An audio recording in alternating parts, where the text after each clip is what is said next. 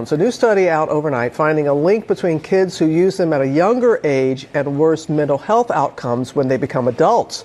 Oh, our chief medical correspondent, Dr. Tara Narula, is here with more. I don't think this is too surprising for some folks. So what are the findings here? This is a topic that so many parents like myself, I have a 9-year-old and a 12-year-old, are dealing with as our kids are using phones for education, socialization, and all kinds of reasons, and asking, when can I get a phone, getting them at younger and younger ages. Unfortunately, with this social experiment that we are conducting, we're now realizing that there may be long-term health impacts from research. So this research study looked at 100,000 individuals who they surveyed who were 18 to 24 years old. They asked them, when did you get a smartphone? And they asked them about a whole host of mental health symptoms. And they found that those who had a smartphone before the age of 13 had worse mental health outcomes. And by that, we mean they reported more suicidal thoughts, more feelings of aggression, more feelings of detachment from reality, and hallucinations. When they looked specifically at both genders, both reported decreased self-worth and self-image. Girls, decreases in emotional resilience and also in their lower confidence, and boys, they reported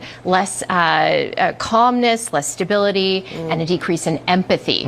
One specific statistic, so 48% of girls who got their phone before the age of 13, around age 5 or 6, reported suicidal thoughts, as opposed to 28% who got it over the age of 13. And what drove this, Robin? Well, not surprisingly, social media was a big factor in a lot of this, as was poor sleep, deterioration in family relationships, and cyberbullying. So a lot of issues around giving phones to kids under 13. Yeah, you're connected on the phone, but you're not connected in person to your family, it seems like. But what's the takeaway for parents with this? Well, number one, I think, is social media. The longer we can push off allowing our kids to be on social media, we are learning, the better. I think lots of families are getting creative. We did a story here, I know, Becky Worley, on landlines, right? Flip phones for kids may be an option so that they can have access to communicating without all the other things that come with smartphones.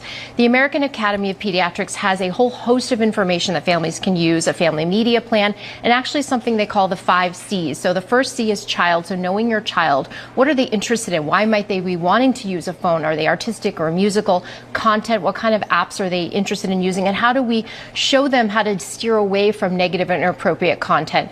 The third C is calm, so finding ways to emotionally regulate that doesn't involve the phones, finding ways to fall asleep at bedtime. The next C has to do with crowding out. You want to make sure it's not crowding out other things like physical activity and homework. And the last is communication. Open lines of communication with your kids about this. Let my son tell it. He's the only 11-year-old in the world who doesn't have a phone, but I'm glad mine does not either. No social media, no phone.